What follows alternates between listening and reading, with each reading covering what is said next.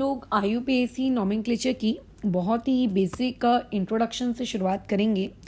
वैसे तो ये सारे बेसिक इंट्रोडक्शन आपके 10th स्टैंडर्ड में पढ़े हुए हैं, बट फिर भी मैं ये अज्यूम करके चलती हूँ कि किसी ने कुछ भी नहीं पढ़ा है और शुरू से शुरू हम लोग बस अभी करने जा रहे हैं, ठीक है। क्योंकि अगर मैं इस तरीके से अज्यूम करके रखूँगी कि नहीं, हमें तो वहीं से पढ़ाना है जहाँ से IUPAC शुरू होता है, तो शायद आधे से ज़्यादा लोगों को तो मेरी बातचीत ही समझ में नहीं आए। क्योंकि 10th तो आप सिर्फ और सिर्फ परसेंटेज स्कोर करने के लिए पढ़ते हो ना, लॉजिक वॉजिक से तो कोई दूर दूर तक का वास्ता होता नहीं है। हाँ, कुछ लोगों को पता है चीज़ों के बारे में, बट मैक्सिमम आबादी उसमें ऐसी रहती है जिन्हें कुछ भी नहीं आइडिया रहता, ठीक है। तो अपन वहीं से शुरू करते हैं, शुरू से।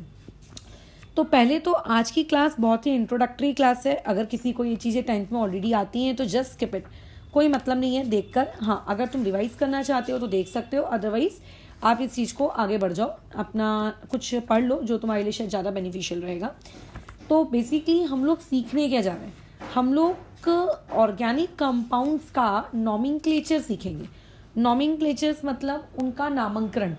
फॉर एग्जाम्पल, अगर तुम्हारे सामने ये लिख कर आता है, जैसे H2O लिखा है, सभी को पता है दिस इज़ नोन एज आप लोगों का वाटर, है ना। कहीं पे लिखा हुआ है अगर NH3 तो सबको पता है कि वो है आप लोगों का अमोनिया, ठीक है। कहीं पे लिखा हुआ है CaCl2 तो वो आपको पता है कैल्शियम क्लोराइड।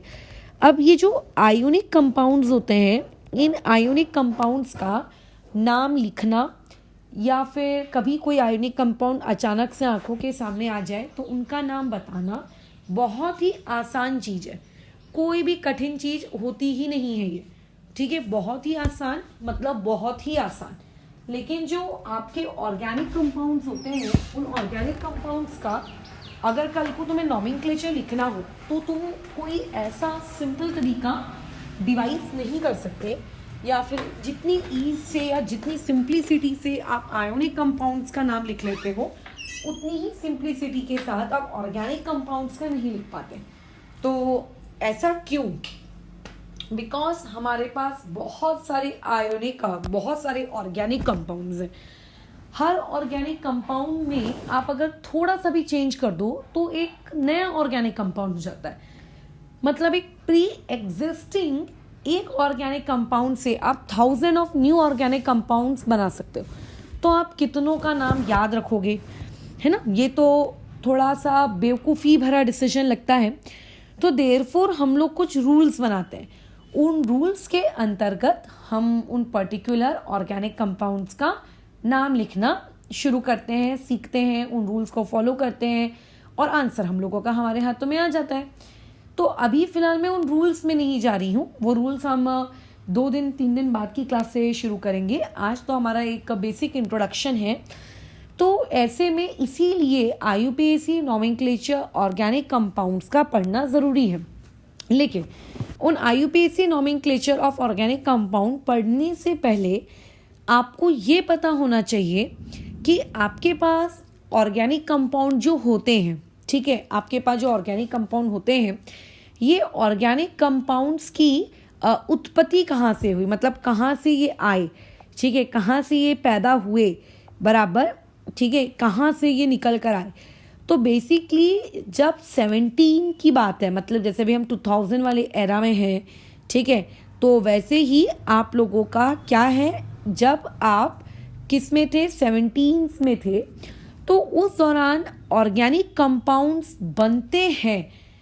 तो कहाँ बनते हैं, इसको लेकर लोगों की सोच, यानी कि साइंटिस्ट कम्युनिटी की सोच ऐसी थी कि ऑर्गेनिक कंपाउंड्स को अगर आपको ऑब्टेन करना है, organic compound let's say OC को अगर आप ऑब्टेन करना चाह रहे हो, तो OC organic compounds can be obtained only from, ठीक है, can be obtained only from, एक minute, can be obtained only from आपका प्लांट ओरिजिन, ठीक है, या फिर आप एनिमल ओरिजिन।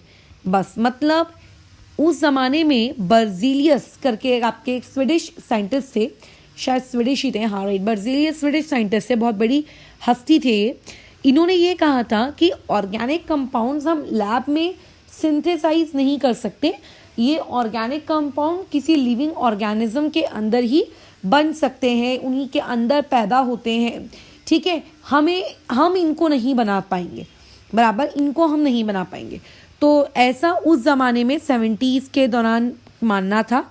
और उसके अलावा आपके जो बर्ज़ेलियस थे, बर्ज़ेलियस ने ऊपर से ये कह दिया कि हम इंसानों के अंदर, जानवरों के अंदर, प्लांट्स के अंदर एक वाइटल फोर्स होता है, ठीक है। According to Berzelius there exist a vital force, ठीक है, वाइटल फोर्स इनसाइड, किस चीज़ के, इनसाइड लिविंग ऑर्गेनिज्म, ठीक है। हम लिविंग ऑर्गेनिजम्स के अंदर में क्या होता है, एक वाइटल फोर्स होता है दैट क्रिएट्स ऑर्गेनिक कंपाउंड, जो ऑर्गेनिक कंपाउंड को बनाकर देता है।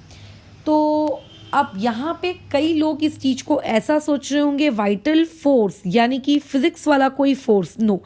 जैसे फिजिक्स में होते हैं ना pseudo force, centripetal force, centrifugal force, ऐसा कुछ नहीं। यहाँ पे बोला भली या फिर यूज भली वर्ड किया गया है फोर्स, लेकिन इस फोर्स वर्ड का आपके असली के फिजिक्स वाले फोर्स से दूर दूर तक का कोई वास्ता नहीं है, ठीक है। बर्ज़ेलियस का स्टेटमेंट क्या था कि ऑर्गेनिक कंपाउंड लैब में आप मैन्युफैक्चर नहीं कर सकते हो, ठीक है। आपको अगर ऑर्गेनिक कंपाउंड मैन्युफैक्चर करना है तो वो सिर्फ और सिर्फ एक ऑर्गेनिक स्पीशीज़ या फिर लिविंग ऑर्गेनिज्म के अंदर ही हो सकती है, और सिर्फ वो उसी के अंदर एग्जिस्ट करती है क्योंकि उनके अंदर कुछ प्रकार के वाइटल फोर्सेस होते हैं। ऐसा बर्ज़ेलियस का कहना था। अब क्योंकि वो एक बहुत ही मतलब क्या कहते हैं आपके फेमस पर्सनालिटी थी, तो उनकी इस अजीबोगरीब थ्योरी को, उनके इस वाइटल फोर्स को, वाइटल फोर्स मतलब मिस्टीरियस शक्ति, ठीक है, एकदम जैसे हम बोलते हैं एलियंस के पास कोई मिस्टीरियस ताकत होगी, भगवान लोगों के पास मिस्टीरियस ताकत होती है, वैसे ही मिस्टीरियस फोर्स हम लिविंग ऑर्गेनिजम्स के अंदर होता है। ये मिस्टीरियस फोर्स को आप क्रिएट नहीं कर सकते, कैन नॉट बी क्रिएटेड, ठीक है। आप इसको क्रिएट नहीं कर सकते, ये हमारे अंदर इनबिल्ट फीचर है, ठीक है। ये बर्ज़ेलियस के अकॉर्डिंग ये हमारे अंदर इनबिल्ट फीचर है। अब क्योंकि इस मिस्टीरियस ताकत को क्रिएट नहीं किया जा सकता, तो according to Berzelius therefore organic compounds can not be synthesise, ठीक है। तो ये आपके बर्ज़ेलियस का कहना था कि ऑर्गेनिक कंपाउंड हम देखो फिर सिंथेसाइज नहीं कर सकते। और लोगों ने, उनकी पता है क्या, इस चीज़ों पे सालों तक ट्रस्ट किया, बराबर, सालों तक लोगों ने उनकी इस स्टेटमेंट पे ट्रस्ट किया कि हाँ बर्ज़ेलियस ने ऐसा कहा है, तो ऑब्वियस है कि कोई ना कोई ऐसी जादुई ताकत हमारे अंदर होगी जिस जादुई ताकत के वजह से लिविंग ऑर्गेनिजम्स के अंदर ऑर्गेनिक कंपाउंड्स बनते हैं। अब ऑर्गेनिक कंपाउंड जैसे कि ग्लूकोज, फ्रुक्टोज, शुगर, मैल्टोस, लैक्टोस, ठीक है, या फिर protein, carbohydrate, fats, vitamin, DNA, RNA, तो इस तरीके के ऑर्गेनिक कंपाउंड हमारी बॉडी, लिविंग ऑर्गेनिज्म की बॉडी अपने आप सिंथेसाइज करती है। लेकिन अब देखो इस वाइटल फोर्स थ्योरी का अंत हुआ, कैसे इसका अंत हुआ। अब हम लोगों के पास एक जर्मन केमिस्ट थे जिनके बारे में ऑलरेडी आपने पढ़ा है। ये सारी चीज़ें देखो आपने 9th में या 10th में पढ़ी है, मैं ये पूरी चीज़ें रिपीट कर रही हूँ, ठीक है। 9th या 10th में आपने ये चीज़ डेफिनेटली पढ़ी है। हो सकता है स्टार्टिंग वाले पॉइंट को इतने डिटेल में ना पढ़ा हो, बट अभी मैं जिस इंसान का नाम लेने जा रही हूँ उसके बारे में तो नहीं पढ़ा हो, ये तो असंभव है, ठीक है, वो तो असंभव है। तो उसके बाद आए आपके पास एक दूसरे साइंटिस्ट। इन दूसरे साइंटिस्ट ने कभी भी बर्ज़ेलियस को ओपन चैलेंज नहीं किया कि नहीं नहीं तुम तो गलत कह रहे हो, ऐसी कोई मैजिकल पावर, कोई क्या कहते हैं मिस्टीरियस शक्ति, कोई जादुई ताकत लिविंग ऑर्गेनिजम्स के अंदर होती है या नहीं होती है, इस पे तो उन्होंने कुछ बोला ही नहीं। वो इंसान बहुत ही सीधे साधे थे, अपना काम चुपचाप कर रहे थे। उन इंसान का नाम था फ्रेडरिक वॉलर। अब कई लोग उस वॉलर को अलग अलग तरीके से प्रोनाउंस करते हैं, बट मेरा काम ना तो प्रोनाउंसिएशन सिखाना है और ना ही उसके नाम की स्पेलिंग बताना, ठीक है। फ्रेडरिक वॉलर ये वो आपके जर्मन केमिस्ट थे जिन्होंने 1828 में पहली बार एक ऑर्गेनिक सब्सटेंस सिंथेसाइज किया, ठीक है। फर्स्ट पर्सन, ये आपके पहले पर्सन थे, ठीक है, first person to synthesize first organic compound, ठीक है, पहला ऑर्गेनिक कंपाउंड बनाया लैब में। अभी तक वाइटल फोर्स थ्योरी क्या कहती थी कि नहीं नहीं नहीं, ऑर्गेनिक कंपाउंड तो नहीं बनाए जा सकते हैं मैन्युअली लैब में आर्टिफिशियली, क्योंकि उनको बनाने के लिए तो ताकत चाहिए है, राइट। तो बाद में आपके जो जर्मन थे केमिस्ट फ्रेडरिच, उन्होंने कहा कि नहीं नहीं, ऑर्गेनिक कंपाउंड बनाया जा सकता है। And the organic compound which he made in the lab was urea. उस ऑर्गेनिक कंपाउंड का नाम क्या था? यूरिया। उसका नाम क्या है? यूरिया। फॉर्मूला तो तुम सभी लोग जानते हो, एक बार लिख देते हैं, NH2CONH2। ये था आप लोगों का वो ऑर्गेनिक कंपाउंड। तीसरी चीज, अब यहाँ पर जब उन्होंने ऑर्गेनिक कंपाउंड बनाया तो इससे क्या समझ में आया कि organic compounds can be synthesize. इस पूरे फ्रेडरिच वॉलर के उस कथन से हमें ये शिक्षा मिलती है कि organic compound can be synthesize. और अगर आप ऑर्गेनिक कंपाउंड को सिंथेसाइज कर सकते हो तो इसका मतलब ये होता है कि there is no vital force theory. वहाँ पे therefore no vital force exist, कोई वाइटल फोर्स एग्जिस्ट ही नहीं करता। जो हम बोलते थे ना कि लिविंग ऑर्गेनिज्म के पास दिव्य शक्तियाँ हैं, जादुई ताकतें हैं, मतलब बर्जेलियस जो कहते थे, ऐसी कोई वाइटल फोर्स जैसी चीज एग्जिस्ट नहीं करती। इसीलिए जो बर्जेलियस का वाइटल फोर्स थ्योरी थी, बर्जेलियस की वाइटल फोर्स थ्योरी VFT, मेरे द्वारा बनाया हुआ शॉर्ट फॉर्म, को क्या कर दिया गया? खारिज कर दिया गया, दैट इज रिजेक्टेड। बर्जेलियस क्या नाम है आपकी थ्योरी, ठीक है, vital force theory was rejected, वो रिजेक्ट हो गई। और फिर वहाँ से उसके बाद बाप रे बाप, ऐसे साइंटिस्ट की दुनिया में तहलका मचा कि अरे फ्रेडरिच ने ऑर्गेनिक कंपाउंड सिंथेसाइज कर लिया, oh it means that organic compound synthesize किए जा सकते हैं। बस फिर क्या था, उसके बाद तो अलग अलग दुनिया के कोनों में अलग अलग साइंटिस्ट लोगों के द्वारा बहुत सारे ऑर्गेनिक कंपाउंड को सिंथेसाइज करना शुरू कर दिया गया। तो मतलब अब तुम्हारे आजू बाजू तुम्हें जो ऑर्गेनिक कंपाउंड दिखते हैं, जैसे तुम्हें दिखता है लेट्स से डब्बे में आपके पास है सुक्रोज, आपके पास डब्बे में है फ्रुक्टोज, आपके पास है डब्बे में ग्लूकोज, है ना, मीथेन गैस, राइट। उसके बाद आपके पास है लेट्स इमेजिन एसिटिक एसिड। तो ये सारे ऑर्गेनिक कंपाउंड्स अब लैब में, अब इंडस्ट्रीज में मैन्युफैक्चर होने लगे। एंड सोचो, इन ऑर्गेनिक कंपाउंड्स के मैन्युफैक्चरिंग इतनी ज़्यादा होने लगी, या फिर आप ये कह सकते हो कि इतनी इम्पॉर्टेंट ये हमारे लाइफ का पार्ट बन गए कि ऑर्गेनिक केमिस्ट्री एक अलग ही ब्रांच बन गई। अर्लियर केमिस्ट्री जैसी कोई ब्रांच ही नहीं हुआ करती थी, पहले दो ही साइंस हुआ करते थे, एक फिजिक्स और एक बायोलॉजी। फिर फिजिक्स को ही एटॉमिक लेवल पे पढ़ने लगे, तो when we studied physics at atomic level they found that कि एटॉमिक लेवल के अंदर भी बहुत बड़ी दुनिया है। तो उसको फिजिक्स के साथ खिचड़ी ना मचाते हुए एक अलग ब्रांच बना दी गई, दैट इज केमिस्ट्री। फिर केमिस्ट्री में हम लोग ये पढ़ते थे केमिकल बॉन्डिंग, एटॉमिक लेवल पर चीज़ें, ठीक है, फिर सब एटॉमिक लेवल पे पढ़ने लगे। फिर बाद में ये organic chemistry I. Inorganic chemistry तो खैर पहले से थी, बट इस तरीके से फिर केमिस्ट्री धीरे धीरे धीरे धीरे अब आपकी क्या हो रही थी, डेवलप हो रही थी।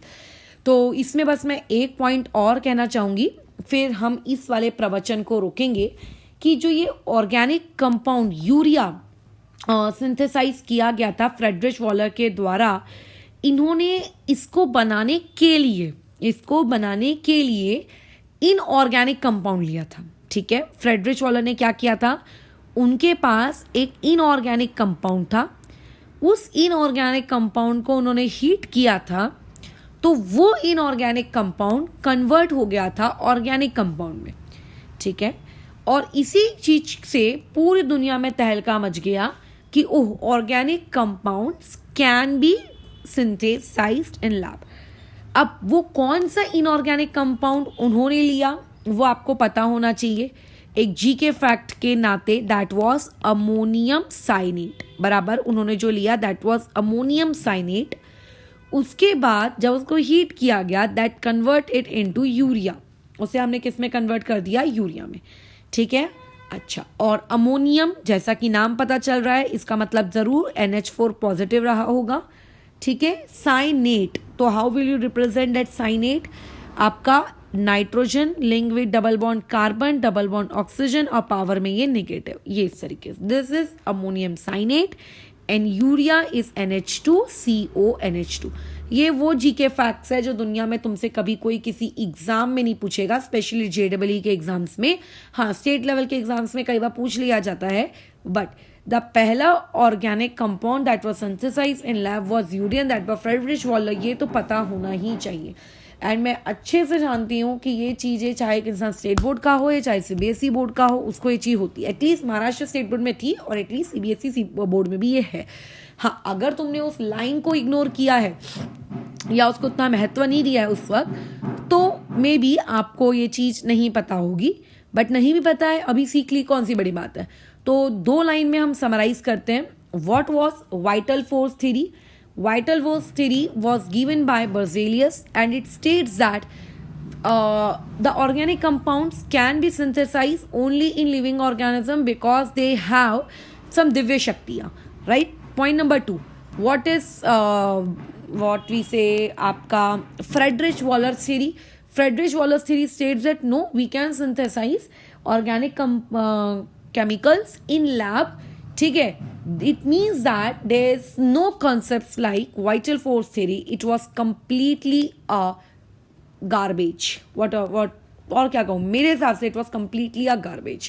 पूरे तरीके से बकवास है, ऐसा कुछ भी नहीं है. बट ऑब्वियसली फ्रेडरिच वॉलर की ये स्टेटमेंट ऐसी भाषा नहीं थी, ये मेरी भाषा है गार्बेज वाली. ये पूरी तरीके से बकवास है, बेकार है. अब उसके बाद यहाँ से उत्पत्ति होती है आपके ऑर्गेनिक कंपाउंड की. तो अब जब आप ऑर्गेनिक कंपाउंड्स में आए हो, तो ऑर्गेनिक कंपाउंड का क्लासिफिकेशन हम आगे पढ़ेंगे, राइट? ऑर्गेनिक कंपाउंड्स कैसे फर्दर क्लासिफाई किए जाते हैं, जो कि आपने बचपन में छोटे लेवल पे पढ़ा है. अच्छा, बट आज की क्लास में हम लोग ऑर्गेनिक कंपाउंड का क्लासिफिकेशन या फिर उनका नाम कैसे लिखते हैं, इस पर तो बातचीत कर ही नहीं रहे. ठीक है, ये आज की हमारी क्लास का टॉपिक है ही नहीं.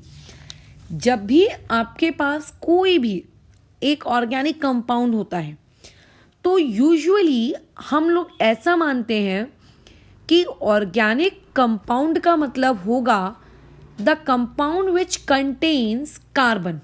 ठीक है, ऐसा हमें लगता है. We believe that the compounds that contain carbon should be a organic compound. फिर इस हिसाब से तो तुम्हारे आजू बाजू में जो CO2 गैस घूमती है, ये CO2 गैस ऑर्गेनिक होनी चाहिए क्योंकि इसमें तो कार्बन है, right?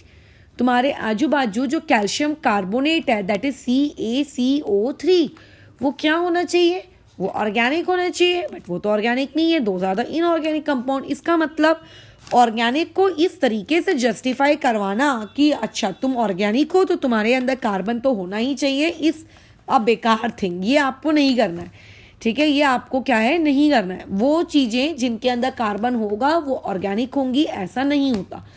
Then how you will say that something is organic और समथिंग इज इनऑर्गेनिक? कैसे आप बताएंगे कि कोई चीज़ ऑर्गेनिक है कि कोई वाली चीज़ आपकी इनऑर्गेनिक है? तो जो आपने 10th स्टैंडर्ड में पढ़ा है, ठीक है, उसी 10th स्टैंडर्ड की बातचीत को मैं आगे दोहरा रही हूँ. कोई भी हाइड्रोकार्बन यदि आपके पास है, कोई भी हाइड्रोकार्बन, ठीक है, हाइड्रोकार्बन मतलब compound containing hydrogen and carbon at least. ठीक है, कम से कम उनके पास ये 2 चीजें तो होनी ही चाहिए, compound containing hydrogen and carbon at least is known as आप लोगों का ऑर्गेनिक कंपाउंड.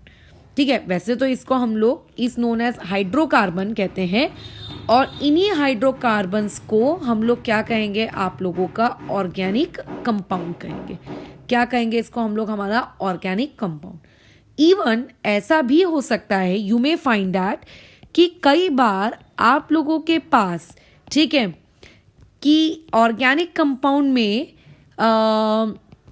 कुछ कार्बन और हाइड्रोजन के अलावा, ठीक है, कुछ दूसरे एलिमेंट्स भी हैं. Organic compound contain some other elements also. उनके पास कोई दूसरे एलिमेंट्स भी हैं, जैसे कि उनके पास क्या हो सकता है, नाइट्रोजन हो सकता है, वहाँ पे ऑक्सीजन हो सकता है, सल्फर हो सकता है, फॉस्फोरस हो सकते हैं, कोई हेलोजन हो सकते हैं. हेलोजेंस को मैं X से डिनोट कर रही हूँ. ठीक है, fluorine, chlorine, bromine, iodine, right. इस तरीके से कुछ एलिमेंट्स भी मौजूद हो सकते हैं। तो उन एलिमेंट्स के मौजूद होने से वो सब्सटेंस ऑर्गेनिक कंपाउंड ही कहलाएगा। ठीक है, ऐसा नहीं होगा कि किसी कंपाउंड में नाइट्रोजन की एंट्री हो गई है तो यार अब हम लोग ऑर्गेनिक कंपाउंड नहीं है, वो अभी भी ऑर्गेनिक कंपाउंड कहलाएगा। और इन एलिमेंट्स को, ये जो एलिमेंट्स हैं nitrogen, oxygen, sulphur, phosphorus, halogen, carbon, hydrogen के अलावा वाले, इन्हें हम लोग कहेंगे आपके एक्स्ट्रा एलिमेंट्स। इन्हें क्या कहा जाता है? Extra elements. ठीक है, तो ऑर्गेनिक कंपाउंड में कार्बन और हाइड्रोजन का होना अनिवार्य है। इसके अलावा वहां पे एक्स्ट्रा एलिमेंट्स हो सकते हैं, मे बी और may not be, like methane gas CH4, उसमें कार्बन है, उसमें हाइड्रोजन है, बट उसमें क्या नहीं है आप लोगों के, कोई भी एक्स्ट्रा एलिमेंट नहीं है। तो हमेशा एक्स्ट्रा एलिमेंट रहेगा ऐसा जरूरी नहीं होता है ना, एक्स्ट्रा एलिमेंट नहीं भी हो सकता है, बट कार्बन और हाइड्रोजन का होना जरूरी है। ठीक है, अगर आपके पास कार्बन है सिर्फ, तो आप ये नहीं बोलोगे कि यार तू ऑर्गेनिक कंपाउंड है ना, क्योंकि कैल्शियम कार्बोनेट और उसके अलावा आपके पास कार्बन डाइऑक्साइड और भी बहुत सारे, calcium chloride, there are numerous examples by which you can say that since they contain carbon but yet they are not organic compound, they are inorganic। ठीक है, चलो अब आगे बढ़ते हैं। तो आज हम लोगों को नॉमेनक्लेचर तो नहीं सीखना है, आज हमें बेसिक ऑर्गेनिक कंपाउंड की जानकारियां इकट्ठा करनी है। जैसे कि अगर आपके पास ऑर्गेनिक कंपाउंड दिया जाए क्लासिफिकेशन के लिए, तो एक इंसान ऑर्गेनिक कंपाउंड को बहुत डिटेल में क्लासिफाई करता है, जो हम सीखेंगे आगे। बट बहुत ही बेसिक लेवल पर ऑर्गेनिक कंपाउंड को इस तरीके से क्लासिफाई किया जाता है कि उस पर्टिकुलर ऑर्गेनिक कंपाउंड में डिग्री ऑफ कार्बन कितना है, डिग्री ऑफ कार्बन कितना है, एंड वहाँ पे आप लोगों का डिग्री ऑफ हाइड्रोजन कितना है। ठीक है, इस तरीके से आप पहले तो ऑर्गेनिक कंपाउंड को क्लासिफाई करना सीखो। ठीक है, ज़्यादा डिटेल की क्लासिफिकेशन वो बात का पार्ट है, बट बेसिक लेवल जो आज हमें पहले कवर करना है, उसमें ऑर्गेनिक कंपाउंड की क्लासिफिकेशन हम उनकी डिग्रीज के हिसाब से देख रहे हैं। अच्छा, अब यहाँ पे हमको ये देखना है कि कौन से ऑर्गेनिक कंपाउंड का कौन सा वाला कार्बन कितना डिग्री का है। तो डिग्री ऑफ कार्बन ये हमारा मेन इंपॉर्टेंट टॉपिक है। ठीक है, कार्बन की डिग्री पता करना ये हम लोगों का मुख्य जीवन का उद्देश्य है। हाइड्रोजन की डिग्री कोई पता नहीं करता है, रीजन जो डिग्री कार्बन की होती है वही डिग्री उससे जुड़े हुए हाइड्रोजन की होती है। Kindly note down this statement carefully and properly. जो डिग्री कार्बन की होती है वही सेम डिग्री आपके हाइड्रोजन की होती है।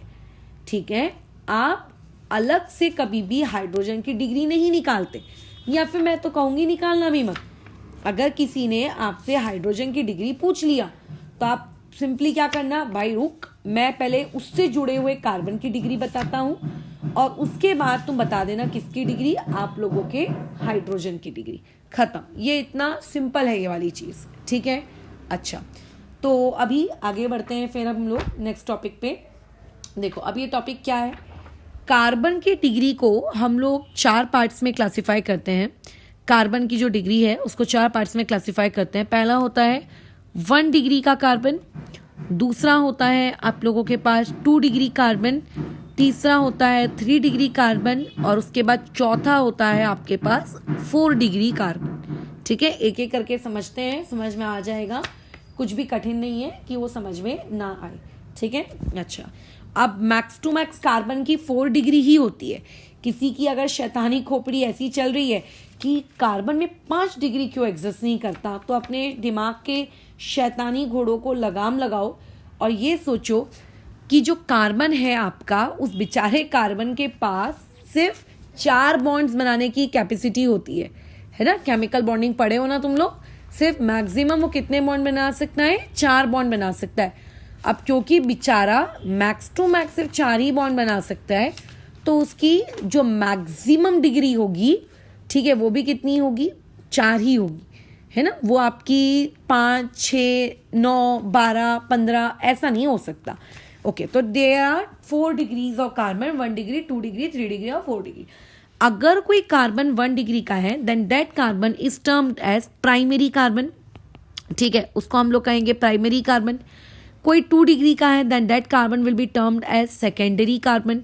3 डिग्री का है then it will be known as tertiary carbon.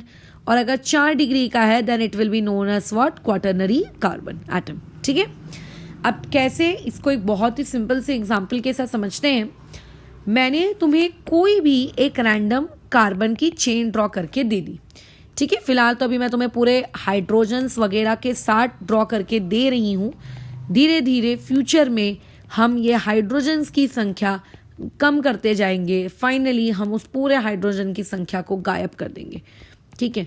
आपके पास एक फ्रेश क्या रहेगा, 2 मिनट। चलो, इसमें अभी तुम्हें कार्बन की डिग्री बतानी है। अब देखो कार्बन की डिग्री कैसे बताते हैं, ध्यान से सीखना। आपको किसी भी कार्बन की अगर डिग्री बतानी है, लेट से मुझे इस पर्टिकुलर कार्बन की डिग्री बतानी है, ये वाले कार्बन की। मैंने हाइड्रोजन को भी गोले में ले लिया है बट मैं सिर्फ कार्बन के बारे में बात कर रही हूँ। तो ये चेक करो कि वो वाला कार्बन जिसकी आप डिग्री बना ढूंढ रहे हो वो और कितने कार्बन से अटैच्ड है, ठीक है। जिस कार्बन की आप डिग्री ढूंढ रहे हो वो और कितने कार्बन से अटैच्ड है, आप ये देखो वो कितने कार्बन से अटैच्ड है। तो ये जो पिंक कलर का मेरा कार्बन है लेफ्ट साइड, तो इसके कोई कार्बन नहीं है, इसके ऊपर कोई कार्बन नहीं है, नीचे की तरफ कोई कार्बन नहीं है, सिर्फ ये एक कार्बन से अटैच्ड है, वो है राइट साइड में ये वाला। अब क्योंकि ये बेचारा मेरा कार्बन, ठीक है, attached to only 1 carbon atom, attached to only 1 carbon atom, ये क्या है, सिर्फ एक ही कार्बन एटम से अटैच्ड है। सो देयरफॉर इसकी डिग्री होगी 1 डिग्री। तो यानी कि अगर किसी ने तुमसे पूछा कि how will you define a 1 degree carbon atom, then how will you explain them, आप उन्हें ये बताओगे कि देखो अगर कोई कार्बन एटम किसी दूसरे कार्बन एटम के साथ, सिर्फ एक ही कार्बन एटम के साथ जुड़ा है, ठीक है, कार्बन एटम के साथ, हाइड्रोजन को नहीं गिनना, हाँ, या किसी और दूसरे एलिमेंट को मत गिनना, कार्बन का कार्बन के साथ ही बॉन्ड होना चाहिए। अगर वो सिर्फ एक ही बॉन्ड है then it will be 1 degree carbon atom, ठीक है। अच्छा, अब बाजू वाले में आ जाओ, इस लेट्स से इस येलो वाले कार्बन पे आ जाओ, इसकी बताओ कितनी डिग्री है। हाइड्रोजन को नहीं देखना, तो देखो ये वाला जो कार्बन है आप लोगों का, ये देखो ये वाला कार्बन इधर लेफ्ट साइड से भी जुड़ा हुआ है, दिख रहा है। अच्छा, और यही वाला कार्बन आपके राइट साइड वाले से भी जुड़ा हुआ है, ये भी दिख रहा है। तो इसका मतलब वो जो कार्बन है वो लेफ्ट से भी जुड़ा है, वो कार्बन राइट से भी जुड़ा है। उसने लेफ्ट वाले कार्बन को भी जोड़ के रखा है, उसने राइट वाले कार्बन को भी जोड़ के रखा है। तो इस कार्बन के संदर्भ में क्या तुम ये कह सकते हो कि ये वाला जो कार्बन है ये अटैच्ड टू 2 कार्बन एटम्स हैं। ये कितने कार्बन एटम से जुड़ा है, 2 कार्बन एटम से जुड़ा है। अब क्योंकि ये 2 कार्बन एटम से जुड़ा है देयरफॉर आप इसको कहोगे 2 डिग्री कार्बन एटम, ठीक है। ये इसको आप क्या कहोगे, 2 डिग्री कार्बन एटम। सिमिलरली एक और वाले पे आ जाओ, इस बाजू वाले पे, इसके बारे में क्या ख्याल है आपका। तो देखो ये वाला जो आपका है 3rd नंबर का, ये लेफ्ट साइड में इससे जुड़ा हुआ है, दैट इज 1 कार्बन, है ना। अच्छा, ये मत सोचना कि नहीं मैडम बाजू में तो एक और कार्बन है ना, लेकिन पिंक वाला भी नहीं, डायरेक्ट जुड़ा होना चाहिए, डायरेक्ट होना चाहिए, ठीक है, डायरेक्ट। तो ये वाला कार्बन आप लोगों के इस कार्बन से ऐसा बस डायरेक्ट जुड़ा हुआ है, ये एक जुड़ा है, और वैसी ही एक और बॉन्डिंग आपकी राइट साइड में इस कार्बन के साथ भी है। तो again I can repeat the same statement जो मैंने यहाँ रिपीट की है इस वाले के लिए, कि क्योंकि मेरा ये 3rd नंबर का कार्बन और 2 कार्बन के साथ अटैच्ड है therefore it is known as 2 degree carbon atom. ये भी क्या कहलाएगा, 2 डिग्री कहलाएगा। अब बात आती है इस पर, लेट्स से ये ब्लू वाले पर। अब ये ब्लू वाला और कितने कार्बन से अटैच्ड है वो ढूंढो तुम। तो ये एक ऊपर के कार्बन से अटैच्ड है, एक के राइट साइड के कार्बन से अटैच्ड है, एक के बॉटम के कार्बन से अटैच्ड है, और एक के लेफ्ट साइड के कार्बन से अटैच्ड है।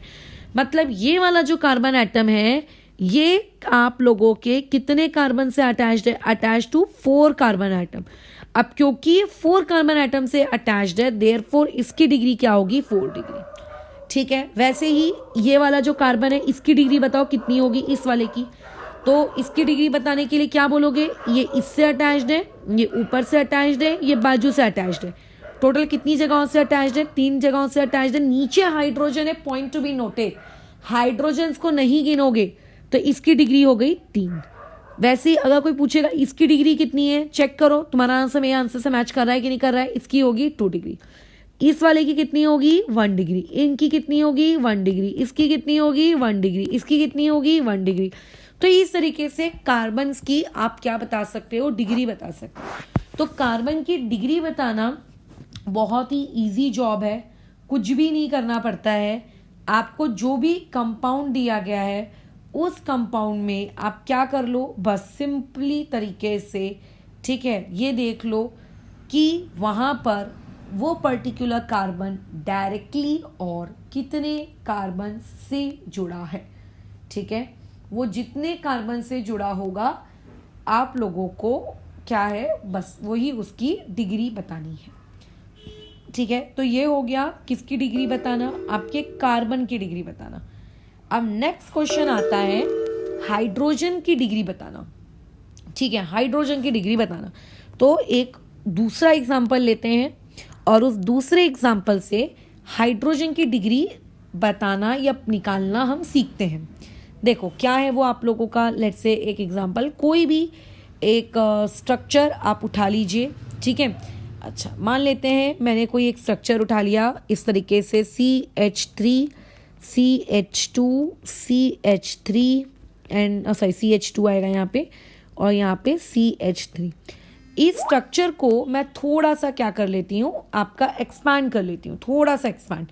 यानी कि इस स्ट्रक्चर को क्या मैं ऐसा लिख सकती हूँ, जो मेरे पास कॉर्नर का CH3 है, ठीक है, जो मेरे पास क्या है कॉर्नर का CH3 है, उस कॉर्नर वाले CH3 को मैंने ऐसा एक्सपैंड करके लिख दिया। ठीक है, मैंने क्या कर दिया, उसको एक्सपैंड करके लिख दिया, पूरे तरीके से फैला दिया ये ऐसे। इसमें तो किसी को मतलब दिक्कत तो नहीं होनी चाहिए। ठीक है, एकदम सिंपली मैंने वहाँ पे क्या कर दिया, उसको एक्सपैंड कर दिया। यहाँ पे ये आ गया बराबर, ये आ गया आपके पास। ठीक है, ये आपके पास एक चेन है। अब इस चेन में मैंने तुमसे कहा कि भाई तुम मुझे सिर्फ क्या कर दो, यहाँ पर आप मुझे डिग्री बता दो कार्बन की। तुम बोलोगे ठीक है, कार्बन की डिग्री बताना कौन सी बड़ी बात है। इस कार्बन की कितनी डिग्री है 1, इस कार्बन की कितनी डिग्री है 2, इस कार्बन की कितनी डिग्री है 2 और इस कार्बन की कितनी डिग्री है 1। तो कार्बन की डिग्रियां तो हमको देखो पता चल चुकी हैं बराबर, ओके। अब मुझे बताना है हाइड्रोजन की डिग्री कितनी है। तो मैं हाइड्रोजन की डिग्री के बारे में कैसे बात करूंगी, तो एक पॉइंट हमेशा याद रखोगे, वो ये है कि जो डिग्री होती है, ठीक है, किसकी, हाइड्रोजन एटम की degree of hydrogen atom is same as the degree of carbon to which it is attached। जिस कार्बन से वो अटैच्ड है, ठीक है, to which it is attached, जिस भी कार्बन से वो अटैच्ड है उस कार्बन की जो डिग्री होगी वही उस हाइड्रोजन की डिग्री होगी। जैसे कि इस ऊपर वाले इलस्ट्रेशन में ये तीनों हाइड्रोजन्स आपके इस कार्बन से अटैच्ड है। तो ऐसे केस में अगर उस कार्बन की डिग्री 1 है, ठीक है, जो फर्स्ट कार्बन है लेफ्ट साइड से, अगर उसकी डिग्री 1 है तो सारे रेड वाले जितने भी हाइड्रोजन है, रेड वाले आपके पास कितने हाइड्रोजन है, रेड वाले आपके पास 3 हाइड्रोजन है, उन सारे 3 हाइड्रोजन की डिग्री भी कितनी हो जाएगी 1। क्यों, क्योंकि वो हाइड्रोजन जिस कार्बन से जुड़े हुए हैं ना, वो कार्बन खुद कितने डिग्री का है 1 डिग्री का है बराबर, ओके। अब उसके बाद आ जाते हैं नेक्स्ट पार्ट पे। मान लेते हैं देखो ये ब्लू वाला हाइड्रोजन, ये ब्लू वाला हाइड्रोजन, किसी ने तुमसे पूछा कि ब्लू वाले हाइड्रोजन की डिग्री क्या है, नो टेंशन। पहली बात तो ऐसे ब्लू वाले हाइड्रोजन कितने हैं अभी फिलहाल 2। ये दोनों हाइड्रोजन जिस कार्बन से जुड़े हुए हैं वो कार्बन खुद कितने डिग्री का है बताओ, वो कार्बन खुद 2 डिग्री का है, तो ये हो गए 2 डिग्री हाइड्रोजन। ठीक है, वैसे ही अगर मैं बाजू वाले की बात करूं कि ये जो येलो वाले हाइड्रोजन है, इन येलो वाले हाइड्रोजन्स की कितनी डिग्री होगी, तो वो ऐसे येलो वाले 2 हाइड्रोजन्स हैं और वो 2 हाइड्रोजन जिस कार्बन से जुड़े हैं वो कार्बन खुद कितने डिग्री का है 2 डिग्री का है। तो ऐसे में आप लोगों के पास आ गया कि हाँ ये यहाँ पर आपके पास 2 डिग्री वाले हो गए।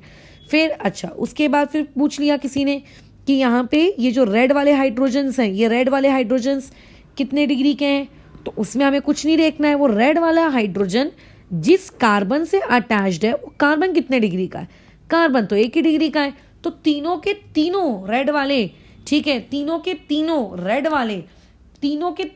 रेड वाले कितने डिग्री के होंगे, 1 डिग्री के। इसके अलावा एक पॉइंट जो आपको हमेशा याद रखना है कि जिस तरीके से कार्बन में टोटल 4 प्रकार की डिग्रीज एग्जिस्ट करती हैं, प्राइमरी, सेकेंडरी, टर्शियरी, क्वाटरनरी। तो अगर मैं इसमें बातचीत करूं आपके हाइड्रोजन के संदर्भ में, तो कभी भी हाइड्रोजन में इन हाइड्रोजन, ठीक है, in hydrogen there is no 4 degree, ठीक है, there is no 4 degree case. वहां पे कभी भी 4 डिग्री का केस नहीं होता। अब इस चीज को, वैसे तो ये स्टेटमेंट अपने आप में सेल्फ एक्सप्लेनेटरी स्टेटमेंट है, लेकिन फिर भी इसके रीजन के रिस्पेक्ट में हम बातचीत करेंगे कि आखिर ऐसा क्यों, बताइए, रीजन, एक्सप्लेन व्हाई, ठीक है, वही नेशन वांट्स टू नो, ऐसा क्यों। तुम खुद सोचो, हम 4 डिग्री कार्बन किसे कहते हैं। अभी अभी मैंने तुमसे कहा कि जो कार्बन की डिग्री होती है वही सेम डिग्री हाइड्रोजन की होती है। डू यू एग्री, ठीक है। अच्छा, फिर मुझे यहाँ पे लिख देना चाहिए था एक्सेप्ट 4 डिग्री, मुझे यहाँ पे लिख देना था एक्सेप्ट 4 डिग्री। अब ऐसा इन केस, जस्ट इमेजिन, ठीक है, जस्ट इमेजिन कि आप लोगों के पास, मैं ये मानकर चलती हूँ, जस्ट इमेजिन, मैं मानकर चल रही हूँ कि आपके पास में कोई एक, मान लेते हैं 4 डिग्री का कार्बन एटम है, ठीक है। Just imagine you have a carbon atom, ठीक है, you have a carbon atom, और उस कार्बन एटम की डिग्री कितनी है, बोलो, 4 डिग्री। अगर कार्बन के एटम की डिग्री यदि 4 है, तो वो जो हाइड्रोजन का एटम है, उस हाइड्रोजन एटम की भी डिग्री कितनी होनी चाहिए, 4 होनी चाहिए, राइट। कैसे, according two point number 1, according two point number 1, ये है मेरा पॉइंट नंबर 1, ठीक है, पॉइंट नंबर 1 के अनुसार। अच्छा, ठीक है, बट हम लोग क्या जानते हैं, what is 4 degree carbon atom. अब किसी स्टूडेंट ने आपसे पूछ लिया कि जरा बताइए madam, what is 4 degree carbon atom, या फिर how 4 degree carbon atom look, ठीक है, कैसा दिखता है। तो आप उसको कैसे समझाओगे, एक ऐसा कार्बन जो और कितने कार्बन से जुड़ा है, 4 कार्बन से जुड़ा है, ठीक है, उसी को तो आप 4 डिग्री कार्बन एटम कहोगे ना। ऊपर सिखाए थे ना कि 4 डिग्री किसे कहते हैं, जो खुद 4 कार्बन से जुड़ा हो, उसी को 4 डिग्री कहते हैं। तो यहाँ पर अगर कोई तुमसे पूछेगा what is 4 degree carbon atom, तो तुम उसको बोलोगे ये है 4 डिग्री कार्बन एटम, ओके। अब वो तुमसे पूछेगा कि what is the valency of carbon, जैसे मैंने क्वेश्चन के स्टार्टिंग में ही बोल दिया था कि कार्बन की मैक्सिमम वैलेंसी क्या होती है, तो तुम उसको आंसर दोगे कि कार्बन की मैक्सिमम वैलेंसी 4 होती है। यहाँ पे जो 4 की वैलेंसी है, 4 वैलेंसीज आर कंप्लीट, ठीक है, यहाँ पे 4 वैलेंसीज क्या हो गई हैं, कंप्लीट हो गई हैं, ठीक है। No space is left out for hydrogen, no space is left for hydrogen, hydrogen के जुड़ने के लिए कोई स्पेस ही नहीं है। तो ऐसे में अगर कोई तुमसे बोलेगा कि ये एग्जिस्ट करता है, तो तुम उसको तमाचा नहीं लगाओगे कि ये क्या बकवास कर रहे हो, ये कैसे एग्जिस्ट करता है, कार्बन 5 बॉन्ड थोड़ी ना बना सकता है। तो इसका मतलब जब जब आपके पास 4 डिग्री कार्बन होगा, ठीक है, when ever you have 4 degree carbon atom, you don't have hydrogen atom, ठीक है, आपके पास कभी भी हाइड्रोजन एटम होता ही नहीं है, ठीक है, you don't have hydrogen atom, आपके पास हाइड्रोजन एटम ही नहीं होता। और सिंस हाइड्रोजन एटम एग्जिस्ट नहीं करता, तो उसकी डिग्री कैसे एग्जिस्ट करेगी, ठीक है, कि since hydrogen atom don't exist, how it's degree would, ठीक है, since hydrogen atom don't exist for that case, उस ऊपर वाले केस के लिए, क्योंकि हाइड्रोजन एटम ही एग्जिस्ट नहीं कर रहा है, ठीक है, for that case hence no degree, ठीक है, इसीलिए वहां पे कोई डिग्री भी डिफाइन नहीं होती है ना, नो डिग्री इज डिफाइंड, वहां पे हम कोई भी डिग्री नहीं बोलते। तो 4 डिग्री हाइड्रोजन एटम की हो ऐसा मुमकिन ही नहीं है, ठीक है। क्यों मुमकिन नहीं है, ठीक है, ये तुम लोगों को बता दिया गया है, ठीक है। तो हाइड्रोजन में सिर्फ और सिर्फ 3 डिग्रीज हो सकती हैं, 1 डिग्री, 2 डिग्री एंड आपका 3 डिग्री।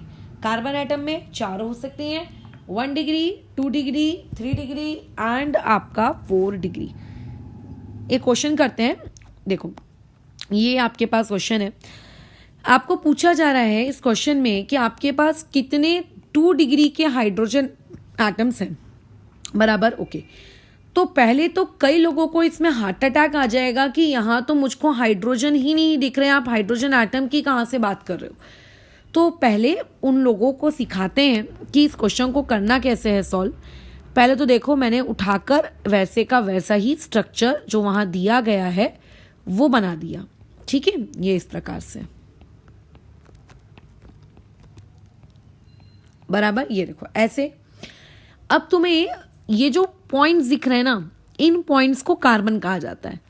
अभी इसी में हम लोग सीखेंगे आगे कि एक आपका bond line structure, condense formula वगैरह वगैरह वो सीखेंगे।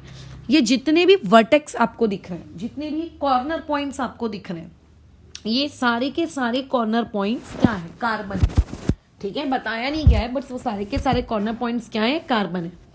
और हाइड्रोजन दिखाया नहीं जाता है। आप लोग भी अब बड़े हो गए हो, आप भी इस तरीके से बच्चों के जैसे हाइड्रोजन अब से नहीं दिखाओगे, है ना, इसे एक्सपैंड करके लिख कर नहीं दिखाओगे, ठीक है। डायरेक्ट हम लोग लिखते हैं।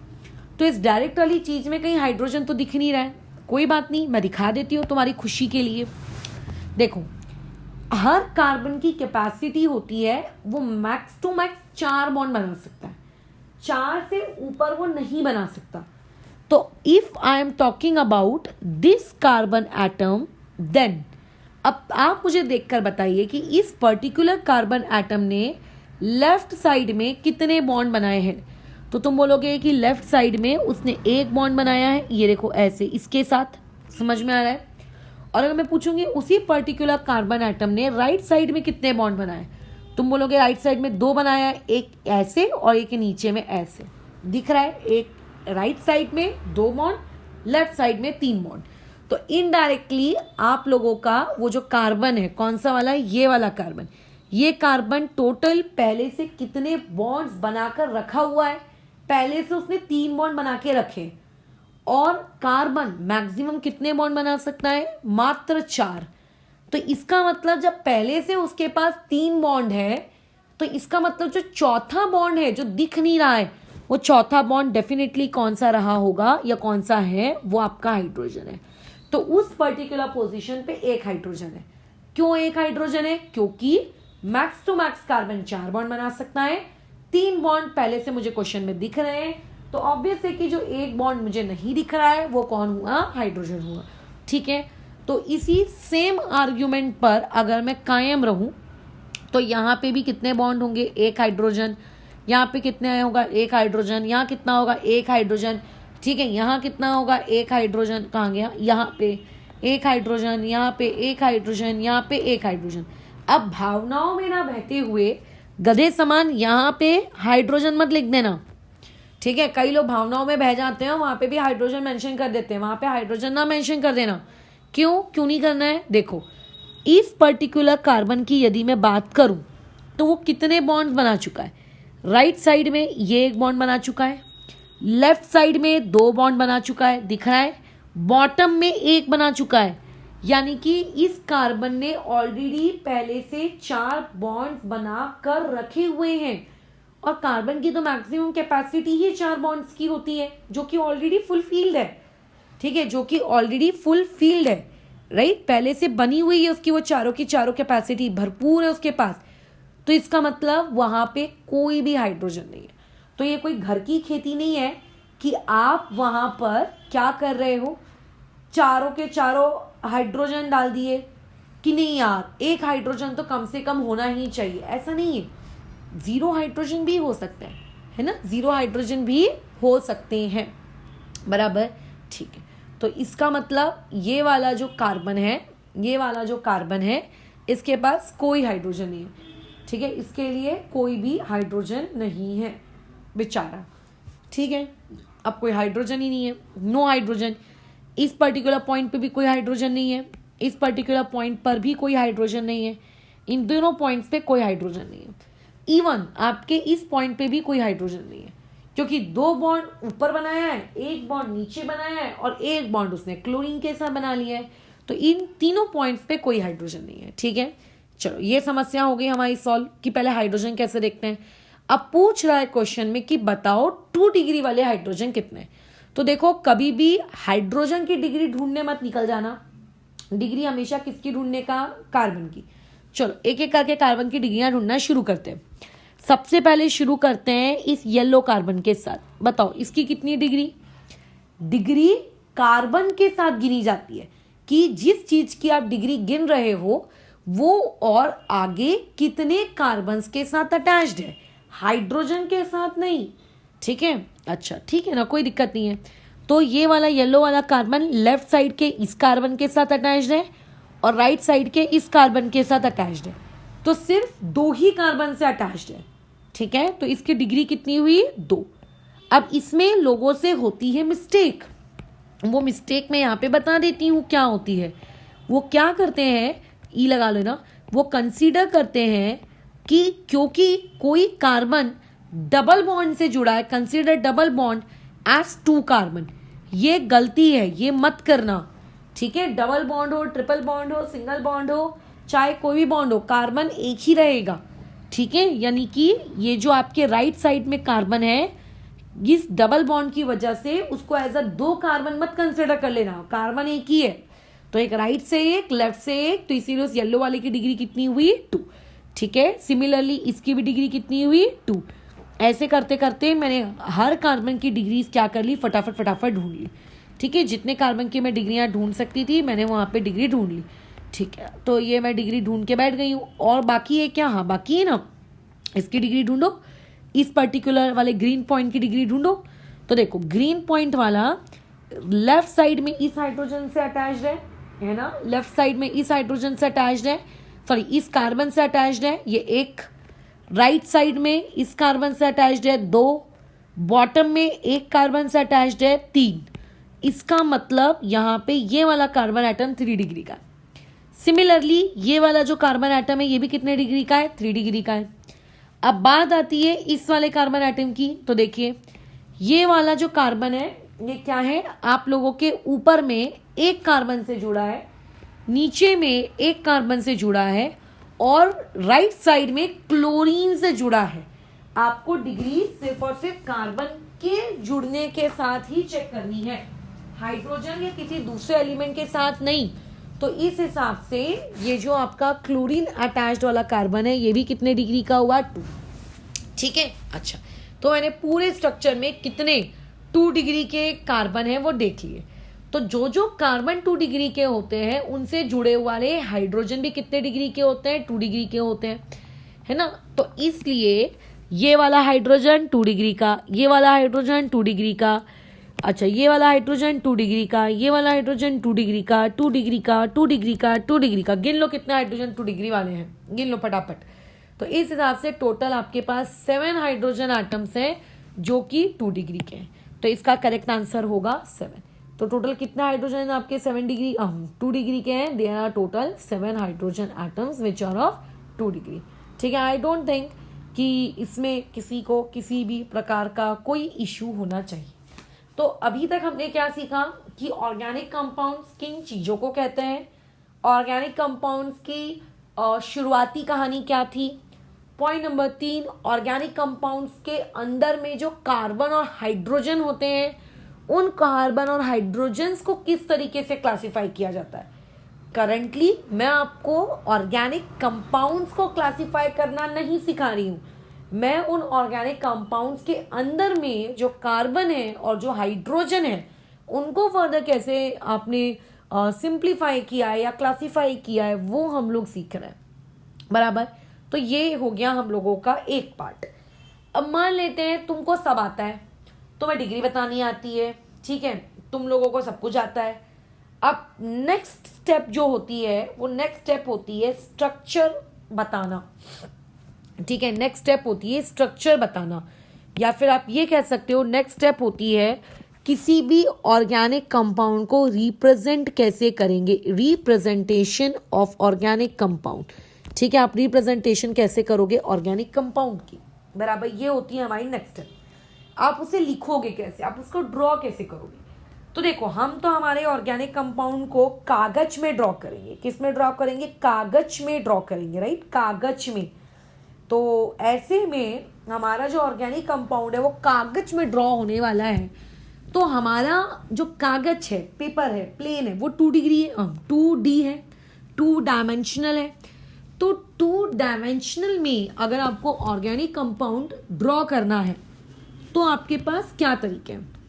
Yes, we can represent it in a 3D manner also, but 3D manner में उसको कैसे रिप्रेजेंट करना है वो हम स्टीरियो केमिस्ट्री में सीखेंगे।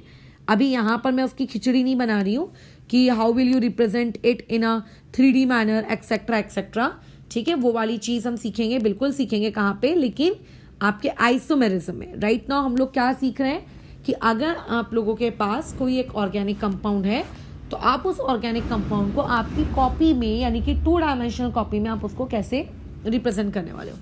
तो देखो, रिप्रेजेंट करने के होते हैं टोटल 3 तरीके, ठीक है, रिप्रेजेंट करने के होते हैं 3 तरीके, जिसमें से एक तरीका आपने 10th स्टैंडर्ड में पढ़ा है, इवन दूसरा तरीका भी आपने 10th स्टैंडर्ड में पढ़ा है, यस, तीसरा तरीका आप लोगों के लिए थोड़ा सा नया है, ठीक है, ओके। तो पहले हम लोग आ जाते हैं रिप्रेजेंटेशन ऑफ ऑर्गेनिक कंपाउंड। यहाँ पे लिख लो इन 2D, ठीक है, हम लोग किसकी बात कर रहे हैं? 2D की बात कर रहे हैं।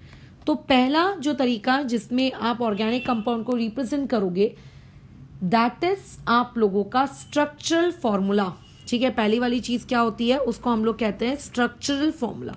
किसी भी ऑर्गेनिक कंपाउंड का स्ट्रक्चरल फॉर्मूला आपने लिखा, ठीक है। अच्छा, दूसरा होता है आप लोगों के पास उस पर्टिकुलर चीज का कंडेंस्ड फॉर्मूला। दूसरा क्या होता है? उस पर्टिकुलर चीज का कंडेंस्ड फॉर्मूला, ओके, डन। तीसरा होता है उस पर्टिकुलर चीज का बॉन्ड लाइन स्ट्रक्चर। अब आप जब, क्योंकि 10th से आप पास आउट हो चुके हो, 11th में अब आ चुके हो, तो इसीलिए आपको क्या करना है? अब चीज़ों को बॉन्ड लाइन स्ट्रक्चर में काम करना है, ठीक है। कैसे काम करना है? बॉन्ड लाइन स्ट्रक्चर्स के साथ काम करना है। किसके साथ काम करना है? बॉन्ड लाइन स्ट्रक्चर्स के साथ काम करना है। बच्चे तो रहे नहीं हो, है ना, कि आप काम कर रहे हो कंडेंस के साथ। ये कंडेंस को भी हम यूज़ करेंगे समटाइम्स, बट स्ट्रक्चर के साथ ऐसा नहीं। आप किसके साथ यूज़ करोगे उसको? ज़्यादातर बॉन्ड लाइन के साथ। अब समझते हैं कि what is this structural formula, what is this condense formula and what is this bond line formula. तो सबसे पहले जो सबसे सिंपल चीज़ है उससे शुरू करते हैं, दैट इज स्ट्रक्चरल फॉर्मूला। अब जैसे जब आप 10th पढ़े थे, आपने ये पढ़ा होगा, 1 कार्बन रहे तो उसे कहना मीथेन, 2 कार्बन रहे तो उसे कहना इथेन, 3 कार्बन रहे तो उसे कहना प्रोपेन, एक्सेट्रा एक्सेट्रा, ये आपने पढ़ा होगा, राइट। अच्छा, तो जो स्ट्रक्चरल फॉर्मूला होता है, स्ट्रक्चरल फॉर्मूला में for example I told you to draw a pentane, ठीक है। पेंटेन में नंबर ऑफ कार्बन एटम्स कितने होते हैं? 5, ठीक है। पेंटेन के अंदर नंबर ऑफ कार्बन एटम्स कितने होते हैं? 5।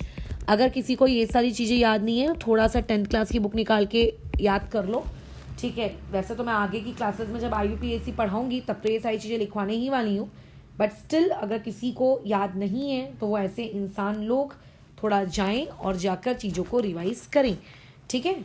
अच्छा, अभी से कर लोगे तो आगे के लिए अच्छा रहेगा, ओके। तो पहले हम लोगों के पास आ गया आपका ये स्ट्रक्चर फॉर्मूला।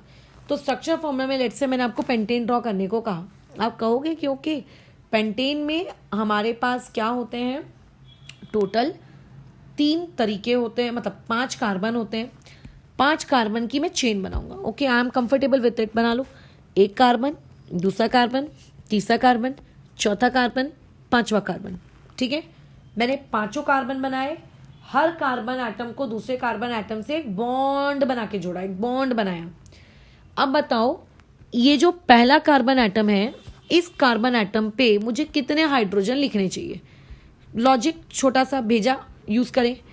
तो हमें क्योंकि पता है हर कार्बन एटम 4 बॉन्ड बना सकता है, बराबर। मैक्सिमम कैपेसिटी कार्बन की कितनी होती है? 4 बॉन्ड बनाने की। और अभी वो जो कार्बन एटम के बारे में मैं आपसे बात कर रही हूं, इस कार्बन एटम ने राइट वाले के साथ कितने बॉन्ड बनाए? मात्र 1। तो इसका मतलब जरूर यहाँ पे कितने हाइड्रोजन रहे होंगे? ज़रूर यहाँ पर 3 हाइड्रोजन रहे होंगे, तभी तो वो वाली चीज़ क्या होगी, 4 की कैपेसिटी फुलफिल होगी। तो इसी हिसाब से मैंने ये वाला स्ट्रक्चर क्या कर लिया, ड्रॉ कर लिया। इस स्ट्रक्चर में तुम्हें क्या दिख रहा है, इस स्ट्रक्चर में तुम्हें हर एक एटम दिख रहा है, मतलब तुम कार्बन को देख पा रहे हो, तुम हाइड्रोजन को देख पा रहे हो, उनके बीच के बॉन्ड्स भी देख पा रहे हो, ठीक है, तुमको सब कुछ दिख रहा है, ठीक है, तुम्हें क्या दिख रहा है, सब कुछ दिख रहा है। वहाँ पे क्या दिख रहा है, बॉन्ड्स दिख रहे हैं, तुम्हें वहाँ पर एटम्स भी दिख रहे हैं। ओके, मैंने तुमसे कहा कि जाओ जाके मिथेनॉल का स्ट्रक्चर बनाओ, तो तुम कहोगे okay let us draw the structure of methanol, ठीक है। तो मिथेनॉल का फॉर्मूला क्या होता है, CH3OH। कैसा दिखेगा ये, देखो ये ऐसा दिखेगा, है ना, ये ऐसा दिखेगा, ये ऐसा। तो अब ऐसे में तुम्हें एटम्स भी दिख रहे हैं, तुम्हें उनके बॉन्ड्स भी दिख रहे हैं, बस इसी चीज़ को हम लोग कहते हैं स्ट्रक्चरल फॉर्मूला, ठीक है, इसी चीज़ को हम लोग कहते हैं स्ट्रक्चरल फॉर्मूला, इसी चीज़ को हम लोग क्या कहते हैं, स्ट्रक्चरल फॉर्मूला। आपको सब एक एक बॉन्ड दिख रहा है, आपको एक एक एटम दिख रहा है, उसको हम कहते हैं स्ट्रक्चर फॉर्मूला।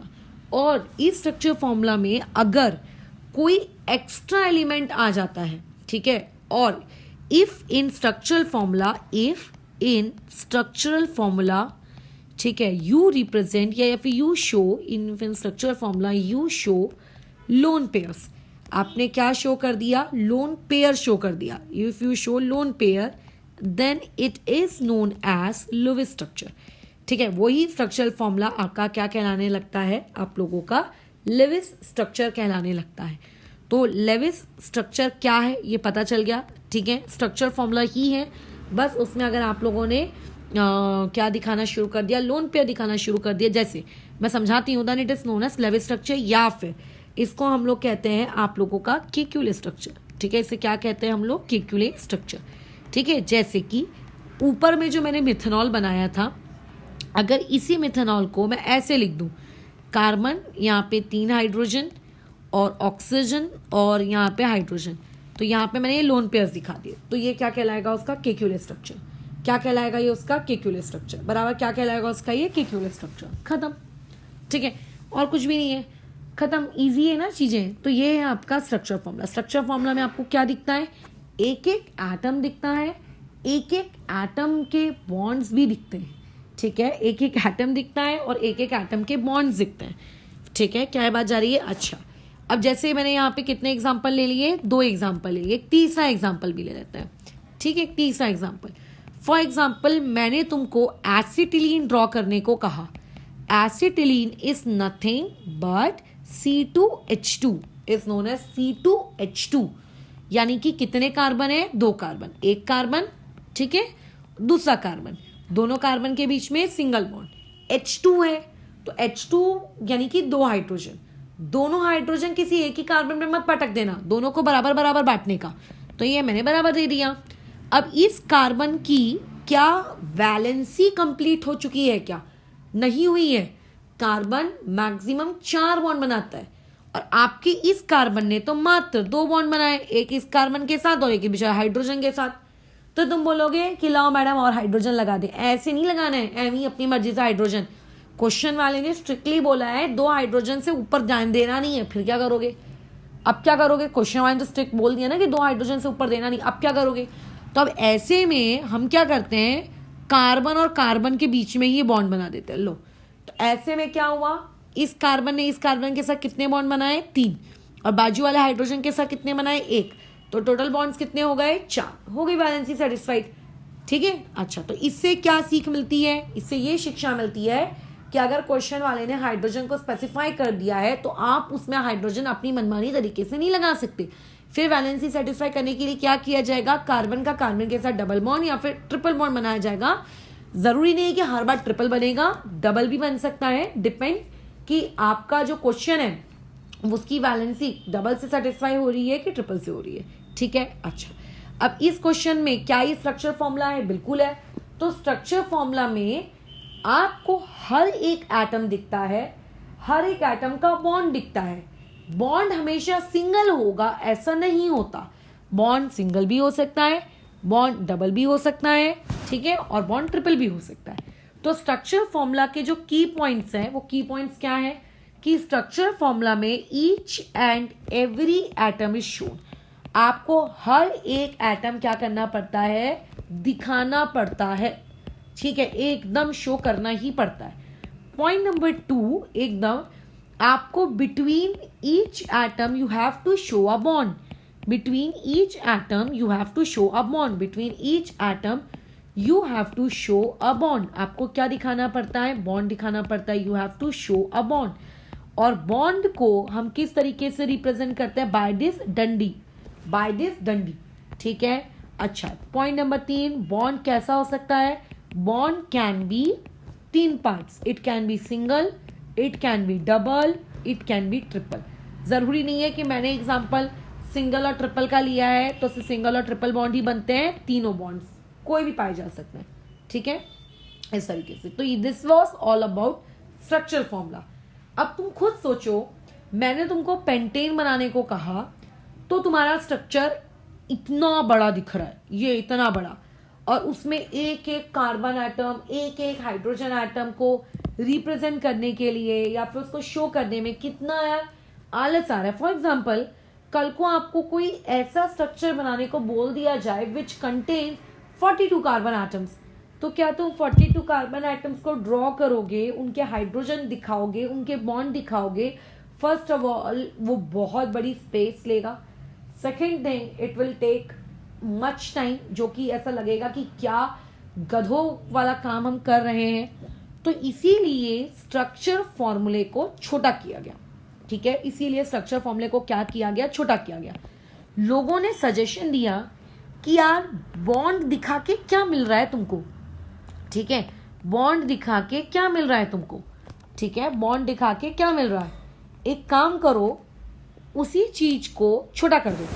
मतलब ऊपर में मैंने जो स्ट्रक्चर बनाया था वो स्ट्रक्चर आपका टाइम कंज्यूमिंग था, ठीक है, वहां पे आपको टाइम लग रहा था, तो आप एक काम करो, उसी स्ट्रक्चर को छोटा कर दो। जैसे ऊपर जो मैंने स्ट्रक्चर बनाया था उस स्ट्रक्चर के अनुसार मेरा जो पेंटेन है वो मेरा पेंटेन कुछ इस प्रकार से दिखता है, ठीक है, ये इस प्रकार से मेरा पेंटेन दिख रहा था, बट इस तरीके से मुझे पेंटेन बनाने में टाइम लग रहा था, ठीक है, according to which formula, structure formula SF। तो हमने क्या किया, इसी फॉर्मूले को कंडेंस कर दिया। कंडेंस करने का मतलब क्या होता है, शॉर्ट कर दिया। शॉर्ट करके मैं क्या करूंगी, कुछ नहीं करना है। शॉर्ट करने के बाद गिनो, ठीक है, शॉर्ट करने के बाद आप क्या करो, जो बीच में आपने बॉन्ड बनाए हैं, वो जो आपने डंडियां बनाई थी ना, उन डंडियों को इग्नोर करो, ठीक है, आपने उन्हें क्या कर दो, इग्नोर कर दो, आप उन्हें इग्नोर करो, ठीक है, आप उन्हें क्या करो, इग्नोर करो। अब देखो, इसको कंडेंस करने के भी लेकिन बहुत सारे तरीके होते हैं। कुछ स्टूडेंट्स या कुछ टीचर्स इसको कंडेंस करके ऐसे लिखेंगे कि ये जो पूरा का पूरा ग्रुप है, ये जो पूरा का पूरा ग्रुप है, एक कार्बन और उसके आजू बाजू कितने हाइड्रोजन, 3, तो उसको वो लोग लिख देंगे CH3। फिर एक डंडी बना के क्या लिख देंगे, CH2। फिर क्या लिख देंगे, CH2। फिर क्या लिख देंगे, CH2, और फिर लिख देंगे CH3। ये उनका एक तरीका हो गया उनके कंडेंस करने का, ठीक है, ये उनके कंडेंस करने का एक तरीका हो गया। अच्छा, दूसरा तरीका बताओ क्या होगा कंडेंस करने का। कुछ स्टूडेंट्स बोलेंगे भाई ये बीच में ये डंडी भी तू क्यों बना रहा है, इसको भी तू अवॉइड कर, सीधा सीधा लिख दे CH3 CH2 CH2 CH2 CH3, ऐसे लिख दे, ये भी एक तरीका हो गया। तो आप जब कभी भी किसी भी स्ट्रक्चर फॉर्मूला को कंडेंस करते हो तो आप बेसिकली क्या करते हो, किसी भी कार्बन में जब लंबे लंबे डंडे खींचते हो ना कि ये मेरा हाइड्रोजन के साथ बॉन्ड, ये मेरे कार्बन के साथ बॉन्ड, आप उन डंडों को ही गायब कर देते हो, ठीक है, आप उन डंडों को भी गायब कर देते हो। और एक और तीसरा इंसान होगा जिसको ना ये कंडेंस फॉर्मूला भी बड़ा लग रहा है, वो मुझे बोल रहा है कि नहीं, मुझे तो ये कंडेंस फॉर्मूला यार अच्छा नहीं लग रहा, क्या है ये इस कंडेंस फॉर्मूले में, ये अच्छा नहीं लग रहा, ये बिल्कुल भी ये नहीं पुरा रहा हमको, इसको और छोटा करो। तो और छोटा कैसे करेंगे बताओ, और छोटा कैसे करेंगे, तो वो पता है क्या करते हैं, वो गिनते हैं टोटल कार्बन कितने, तो टोटल कार्बन गिनो कितने हैं, 5, तो लिख देंगे C5। फिर वो देखेंगे टोटल हाइड्रोजन कितने हैं, तो देखो टोटल हाइड्रोजन कितने हैं, 3, 2 5, 2 7, 2 9 और 3 12, तो वहां वो कितना लिख देंगे, C5H12। लो भाई और छोटा कर दिया। अब बोलो, तो ये भी एक तरीका हो गया कंडेंस करने का, है ना, ये भी एक तरीका हो गया। चौथा तरीका भी एग्जिस्ट करता है, ठीक है। चौथा तरीके वाले इंसान ने बोला कि एक काम कर, तू एक चीज ऑब्जर्व कर, स्टार्टिंग में कौन है, तुम बोलोगे CH3 है भाई, तो ये CH3 है। इसके बाद ये बीच में कितने CH2 हैं, बीच में 3 CH2 हैं। तो वो 3 CH2 क्यों लिख रहे हो यार, डफर समान तुम एक काम करो ना, CH2 एक ही बार लिखो, उसको ब्रैकेट में डालो, उसके बाद 3 लिख दो।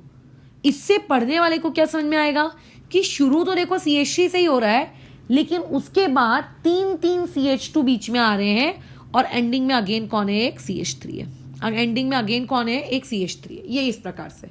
तो ये होता है कंडेंस फॉर्मूला, कि जो भी स्ट्रक्चर फॉर्मूला आपको दिया गया है उसी सेम स्ट्रक्चर फॉर्मूले को हमने इसे छोटा कर दिया, है ना। हमने स्ट्रक्चर फॉर्मूले को क्या कर दिया, छोटा कर दिया। तो हम लोग यूजुअली स्ट्रक्चर फॉर्मूला पढ़ते हैं 10th स्टैंडर्ड में, और जब हम बड़े हो जाते हैं तो हम लोग पढ़ते हैं condense formula, bond line formula. Condense formula को हम बहुत सारी केमिकल रिएक्शंस में लिखेंगे, और बॉन्ड लाइन फॉर्मूले को हम बहुत सारे केमिकल रिएक्शंस में ड्रॉ करेंगे। कई बार स्टूडेंट्स बॉन्ड लाइन फॉर्मूला के साथ कंफर्टेबल नहीं होते हैं, क्योंकि एक नई दुनिया है। बट अगर आप कंफर्टेबल नहीं हो तो आप उस स्ट्रक्चर को एक्सपैंड कर सकते हो, but it will take a time, कि पहले आप उस बॉन्ड लाइन फॉर्मूले को एक्सपैंड करोगे और उसके बाद आप सॉल्व करोगे। तो धीरे धीरे नई चीजों में अपनी आदत डाल लो। अब आते हैं तीसरे रिप्रेजेंटेशन में। अब देखो तीसरा रिप्रेजेंटेशन क्या है। तीसरा रिप्रेजेंटेशन ही आप लोगों के लिए बहुत जरूरी है। तीसरा representation is bond line formula. अब ये बॉन्ड लाइन फॉर्मूला क्या है, जैसे एग्जाम्पल के तौर पे हम इस चीज को सीखते हैं। मान लेते हैं किसी ने मुझसे ये कहा कि मैडम पेंटेन ड्रॉ करके दिखाओ बॉन्ड लाइन से। तो पेंटेन मैंने तुम्हें स्ट्रक्चर से तो ड्रॉ करके दिखा दी, जो टाइम लग रहा था। तो हम आलसी खोरों ने एक दूसरा तरीका निकाल लिया, ठीक है, कंडेंस्ड। फिर एक और बोलता है नहीं यार इसमें भी टाइम लग रहा है, इससे भी कोई इजी टेक्निक, इससे भी कम टाइम कंज्यूमिंग टेक्निक लाओ। तो हमने कहा बॉन्ड लाइन ले ले भाई, ठीक है। और सिंप्लीफाई करते हैं। क्या सिंप्लीफाई करते हैं, जब हम स्ट्रक्चर से कंडेंस्ड में गए तो हमने बॉन्ड हटा दिए, बराबर। हमने सिर्फ कार्बन और हाइड्रोजन और अगर कोई दूसरा एलिमेंट एग्जिस्ट करता तो सिर्फ उनको शो किया। लेकिन बॉन्ड लाइन फॉर्मूला तो एक कदम और आगे है। वो बोलता है ना तो मैं कार्बन शो करूंगा, ना तो मैं हाइड्रोजन शो करूंगा। सोचो, जैसे बॉन्ड लाइन फॉर्मूले में अगर मुझे पेंटेन लिखना हो तो मैं पेंटेन कैसे लिखूंगी। आई नो कि pentane contains 5 carbon atom. Pentane contain how many carbon atom, 5 carbon atoms, okay. तो मेरा एक शुभचिंतक ने कहा कि हाउ विल यू राइट या how will you draw pentane. I said this is my pentane. ये देखो क्या, ये एम फॉर मंकी, ये मेरा पेंटेन है। तुम बोलोगे कैसे, क्योंकि बॉन्ड लाइन के फॉर्मूले में हर पॉइंट, हर स्टार्टिंग पॉइंट एंडिंग पॉइंट के जैसे ट्रीट करना, हर पॉइंट्स एक कार्बन एटम को इंडिकेट करता है, एक कार्बन एटम को रिप्रेजेंट करता है। तो टोटल बोलो यहाँ कितने पॉइंट, 5 पॉइंट्स। टोटल यहाँ कितने पॉइंट्स, 5 पॉइंट्स, यानी कि there are total 5 carbon atoms. So this is a pentane. somebody other will ask me कि क्यों ये पेंटेन नहीं हो सकता। देखो 1 2 बिंदी, 3 बिंदी, 4 बिंदी और ये 5 बिंदी, क्या ये पेंटेन नहीं है। मैं कहूंगी ये भी पेंटेन है, टोटल 5 बिंदी होनी चाहिए। कोई पूछेगा क्या ये पेंटेन नहीं है, ये देखो इसको पेंटेन नहीं करोगे डब्लू को, तो नहीं ये डब्लू भी मेरा पेंटेन है, क्योंकि इसमें भी टोटल कितनी बिंदियां हैं, 5 बिंदियां हैं। और भी बहुत सारे तरीके हो सकते हैं इस चीज को रिप्रेजेंट करने के। कोई बोलेगा मैं पेंटेन ऐसे बनाऊंगा, ऐसे 1, ये 2, ये 3, ये 4 और लेट्स से ये बनाया मैंने 5, मैं ऐसे बनाऊंगा। तो बना भाई, मेरा क्या जाता है, टोटल बिंदियां कितनी होनी चाहिए, 5। सो जस्ट प्लॉट दैट बिंदियां एंड जॉइन दैट बिंदियां is known as bond line structure formula, ठीक है। तो हम ये तरीका यूज करते हैं हमारे रिप्रेजेंटेशन की। इस रिप्रेजेंटेशन में ना तो कार्बन आइटम शो किया जाता है, ठीक है, ना तो हाइड्रोजन एटम शो किया जाता है, ठीक है, कि आप लोगों का जो कार्बन एटम है, ठीक है, the carbon atom and hydrogen atom both are not shown, ठीक है, आर नॉट शोन। ये दोनों ही दिखाए नहीं जाते हैं। बस ये माना जाता है कि हर बिंदी पर क्या बैठा हुआ है, एक कार्बन एटम बैठा हुआ है, ठीक है। हर बिंदी पर क्या हुआ है, कार्बन एटम बैठा हुआ है। ठीक है, चलो तो ये हो गए किसी भी कार्बन एटम को रिप्रेजेंट किसी भी ऑर्गेनिक कंपाउंड को रिप्रेजेंट करने के तरीके। वैसे तो ऑर्गेनिक कंपाउंड को आप साइक्लिक तरीकों से भी रिप्रेजेंट करते हो, साइकिल बनाते हो, क्लोज रिंग बनाते हो, है ना। अच्छा, तो साइक्लिक एक इस कैटेगरी में नहीं आएगा, क्योंकि आप चाहो तो साइक्लिक को स्ट्रक्चर बना सकते हो, आप चाहे तो साइक्लिक को क्या कह सकते हैं, कंडेंस बना सकते हो, या फिर आप चाहो तो साइक्लिक का बॉन्ड लाइन भी बना सकते हो। तो इसीलिए साइक्लिक को मैं इस कैटेगरी में रिपोर्ट नहीं कर रही हूँ। जिस इंसान को बॉन्ड लाइन बनाना आता है वो चाहे फिर साइक्लिक बनाए या फिर चाहे वो ओपन चेन बनाए, ठीक है, वो मैटर नहीं करता। ठीक है, तो देयरफॉर आप लोगों के पास ये हो गए वो 3 तरीके, जिन 3 तरीकों से तुमने क्या किया, किसी भी ऑर्गेनिक कंपाउंड को क्या किया, रिप्रेजेंट किया। अभी इससे रिलेटेड 2 छोटे छोटे न्यूमेरिकल्स कर लेते हैं, उससे तुम्हें थोड़ा सा शायद हेल्प मिल जाए काम को करने में। फॉर एग्जाम्पल आपको दिया गया है 3 क्लोरोपेंटेन। इस 3 क्लोरोपेंटेन का तुम्हें स्ट्रक्चर फॉर्मूला भी बनाना है, कंडेंस फॉर्मूला भी बनाना है, इसका बॉन्ड लाइन भी बनाना है। तो इसका स्ट्रक्चर फॉर्मूला अगर मैं बनाने जाऊं तो कैसा दिखेगा, पेंटेन यानी कि 1 2 3 4 5 कार्बन एटम, 3 क्लोरो मतलब 3rd पोजीशन पे क्लोरीन, ये यहाँ 3rd पोजीशन पे क्लोरीन आ गया। ये सब चीजें तुमने 10th में सीखी है। हाँ, ये मत बोलना मैम 3rd पे क्यों लगाया, ये सब 10th में सीखा है। अच्छा, हाइड्रोजन, यहाँ पे कितने हाइड्रोजन, 3 हाइड्रोजन, यहाँ पे कितने हाइड्रोजन, यहाँ पे 2 हाइड्रोजन, यहाँ पे कितने 1, यहाँ पे कितने 2 और यहाँ पे कितने 3। तो ये बन गया मेरा स्ट्रक्चरल फॉर्मूला। इसी चीज को अगर मुझे कंडेंस करना हो, बताओ कंडेंस फॉर्मूला मैं इसका कैसे लिखूंगी।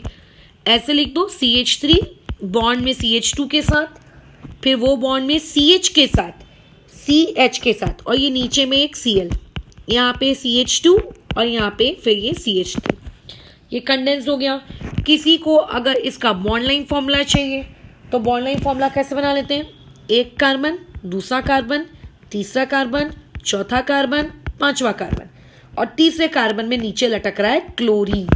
याद रखना, बॉन्ड लाइन फॉर्मूले में हम कार्बन शो नहीं करते, हम हाइड्रोजन शो नहीं करते, बट इट डजंट मीन्स कि कोई अदर एटम यदि आ गया like chlorine, oxygen, nitrogen, phosphorus, तो उनको भी आप शो नहीं करोगे, ऐसा नहीं है। कोई अगर एक्स्ट्रा एलिमेंट्स आ गए हैं तो उन एक्स्ट्रा एलिमेंट्स को बॉन्ड लाइन फॉर्मूले में शो करना पड़ता है। तो पहले हमने क्या सीखा था कि how will you classify organic compound on the basis of the atom, that is carbon atom and hydrogen atom with respect two degree. Second thing हमने उनके रिप्रेजेंटेशन के बेसिस पे किया। अच्छा, अब उसके अलावा एक तीसरी चीज है, तीसरी चीज से भी हम उस कार्बन एटम को क्लासिफाई करते हैं। ये तरीका उतना प्रचलित तरीका नहीं है, ठीक है। यूजुअली जब आप बायोमोलिक्यूल्स पढ़ोगे, ठीक है, आगे 12th स्टैंडर्ड में एक चैप्टर आता है बायोमोलिक्यूल्स, उस तरीके वहां पे आपको ये सारी चीजें देखने को मिलती है, but not up to that extent, ठीक है, not up to that extent. तो अब जो सेकेंड क्लासिफिकेशन है, उस सेकेंड क्लासिफिकेशन को हम ऐसा कह रहे हैं कि अगर आपके पास कोई एक ऑर्गेनिक कंपाउंड होता, उस ऑर्गेनिक कंपाउंड में यदि कोई फंक्शनल ग्रुप होता, फंक्शनल ग्रुप क्या होता है इसके बारे में भी एक बेसिक जानकारी 10th में थी, हम पढ़ेंगे डिटेल में बट आगे की क्लासेस में। तो अभी बेसिक लेवल पे फंक्शनल ग्रुप क्या होता है वो तुम्हें पता है। तो इस क्लासिफिकेशन को हम ये कह रहे थे on the basis of chain length, ठीक है, on the basis of chain length. ये मेरे द्वारा दिया गया नाम है, हो सकता है इसका वास्तविकता से कोई लेना देना ना हो। अब मुझे कुछ नाम सूझ नहीं रहा था तो मैंने लिख दिया on the basis of chain length. जैसे कि मान लेते हैं ये मेरे पास एक क्या है फॉर्मूला, CH3 CH2 CH2, ठीक है, CH2 और ये OH। अब बोलो, अब इसमें क्या है, OH मेरा फंक्शनल ग्रुप है, अल्कोहल जानते हो तुम लोग, है ना, 10th में पढ़ा होगा इस चीज को, कोई नई चीज तो है नहीं। ये हमारा फंक्शनल ग्रुप है FG, ठीक है। मैं अभी फुल नेम लिख देती हूँ बट अब से याद रखना, मैं जब भी FG लिखूंगी it means I am writing about और टॉकिंग अबाउट फंक्शनल ग्रुप। इस फंक्शनल ग्रुप के बाजू में जो कार्बन है, इस फंक्शनल ग्रुप से जो डायरेक्टली कार्बन अटैच्ड है, that directly attached carbon is termed as alpha carbon atom, ठीक है। और ऑब्वियस है कि अगर वो कार्बन एटम अल्फा है तो उससे जो हाइड्रोजन जुड़े हैं वो हाइड्रोजन भी अल्फा कहलाएंगे। ये एक बहुत इंपॉर्टेंट टर्मिनोलॉजी है। अभी जो नेक्स्ट चैप्टर या उससे भी नेक्स्ट चैप्टर में जब हम लोग जीओसी पढ़ेंगे तो उस जीओसी में आपको हाइपर कॉन्जुगेशन एक टॉपिक आएगा, वहाँ पे आपको पता होना चाहिए कि अल्फा कार्बन किसे कहते हैं और अल्फा का हाइड्रोजन कौन होते हैं। तो जो कार्बन फंक्शनल ग्रुप से डायरेक्टली अटैच्ड होता है that carbon is termed as alpha carbon atom, और उस अल्फा कार्बन एटम के पास जो हाइड्रोजन होते हैं that are termed as alpha hydrogen atom, simple. अच्छा, अब फंक्शनल ग्रुप से एक हो गया अल्फा, और अल्फा के बाजू में भी जो जुड़ा है that is known as beta carbon. जैसे अपन बोलते हैं ना फंक्शनल ग्रुप के बाजू में carbon number 1, carbon number 2, carbon number 3, carbon number 4 and so on. तो carbon number 1 is termed as alpha, carbon number 2 is termed as beta, carbon number 3 termed as gamma, carbon number 4 is termed as what, आपका delta. ठीक है, इस तरीके का एक nomenclature use किया जाता है, नॉट टू फेमस बट इसके बारे में भी पता होना चाहिए। अब एक आखिरी चीज पढ़ते हैं और इस चीज को फिर आज के लिए हम लोग समाप्त करते हैं। फिर कल हम लोग जो नई चीज सीखेंगे वो ये रहेगा कि आप लोगों के पास जो ये फॉर्मूलेज हैं, ठीक है, इन फॉर्मूलेज को आप किस तरीके से क्या कर रहे हो, मतलब क्लासीफाई कर रहे हो, क्लासिफिकेशन पढ़ेंगे और किसको क्या कहते हैं। मतलब कहने का तात्पर्य ये है कि डायरेक्ट आईयूपीएसी नॉमेनक्लेचर के रूल्स पढ़ने से पहले वो चीज़ आई कैसे, कहाँ से आई, ये चीज़ पढ़ रहे हैं। अब देखो, एक बहुत इंपॉर्टेंट नोट है जो कि बॉन्डलाइन फॉर्मूले में लोगों को अक्सर कन्फ्यूजन पैदा करता है। वो नोट कुछ इस प्रकार से, फॉर एग्जाम्पल मैंने कल को ऐसी 3 डंडियाँ बना दी और मैं तुमसे पूछती हूँ क्या ये कोई एक ऑर्गेनिक कंपाउंड है, तो तुम उसमें जवाब दोगे yes it is an organic compound. मैं बोलूँगी कि इस बॉन्डलाइन फॉर्मूले का आप मुझे कंडेंस्ड फॉर्मूला बताओ क्या होगा। तो बताओ पहले यहाँ कितने कार्बन है। तुम बोलोगे मैडम कार्बन एटम तो दिख नहीं रहे, तो मैं बोलूँगी बॉन्डलाइन में तो कार्बन एटम दिखाते भी नहीं है। तो बॉन्ड के इस तरफ एक कार्बन एटम होगा, बॉन्ड के इस तरफ एक कार्बन एटम होगा, तो टोटल कार्बन एटम होंगे C2। अब कई लोग इसको लिख देते हैं C6, क्यों, एक बॉन्ड में एक, तो ऐसे टोटल 3 बॉन्ड है तो एक तरफ 3 दूसरी तरफ 3। मैंने अभी ऊपर बोला था बॉन्ड चाहे कितने भी हो उनके अक्रॉस कार्बन एटम हमेशा 2 ही रहेंगे, एक लेफ्ट एक राइट, तो 2 कार्बन एटम, ओके। और हाइड्रोजन कितने होंगे, तो देखो ये वाला कार्बन एटम ऑलरेडी 3 बॉन्ड बना चुका है, तो इसका मतलब इस बेचारे के पास तो सिर्फ एक ही हाइड्रोजन रहा होगा और इस बेचारे के पास भी एक ही हाइड्रोजन। तो इसका जो कंडेंस फॉर्मूला है दैट कंडेंस फॉर्मूला है C2H2। लेकिन अगर मान लेते हैं चीज़ ऐसी होती, ये मान लो चीज़ ऐसी होती, बस यहीं पे कन्फ्यूजन का पिटारा शुरू होता है। अब मैंने पूछा आप कितना है, तो तुम बोलोगे देखो इस पॉइंट को एक कार्बन, इस पॉइंट को एक कार्बन, ठीक है, यस। जहां आपको ट्रिपल बॉन्ड या डबल बॉन्ड दिखे उससे पहले एक कार्बन दिखाना ही है। कई बार बुक वाले स्ट्रक्चर को ऐसा ड्रॉ करते हैं कि हमें समझ ही नहीं आता है कि उस पॉइंट को कार्बन लेना लें, बट तुम याद रखो ट्रिपल या डबल के अक्रॉस वो जो पॉइंट होगा उसको एक कार्बन मानना ही है। तो टोटल कार्बन कितने हो गए C3। हाइड्रोजन पे बात आती है, तो यहाँ कितने हाइड्रोजन होंगे, खुद सोचो, 3 हाइड्रोजन होंगे। यहाँ कितने होंगे, 0 हाइड्रोजन होंगे। क्यों, क्योंकि राइट से 3 बॉन्ड, लेफ्ट से 1 बॉन्ड, टोटल 4 बॉन्ड हो चुका है। यहाँ से कितना हाइड्रोजन होंगे, यहाँ से 1 हाइड्रोजन होगा, तो ऑल ओवर कितने हो गए, 4 हाइड्रोजन, ये ऐसे, ठीक है। अच्छा, तीसरा एक और एग्जाम्पल देख लेते हैं। ये आपको ऐसे स्ट्रक्चर दिया है, ये देखो ये ऐसा दिया है। अब बताओ यहाँ कार्बन कितने, ये बताओ, सिर्फ इतना बताओ कार्बन कितने। तो हम क्या करेंगे, 1 कार्बन, 2 कार्बन, 3 कार्बन, 4 कार्बन, ये हम लिख देंगे। महाराज हर डबल बॉन्ड या हर ट्रिपल बॉन्ड के अक्रॉस ये कार्बन काउंट किया जाएगा, यानी कि वो 2 कार्बन है, फिर 3 4, यानी कि टोटल कार्बन कितने हैं, 5। हाइड्रोजन तुम गिन लेना, ठीक है, हाइड्रोजन तुम गिन लेना।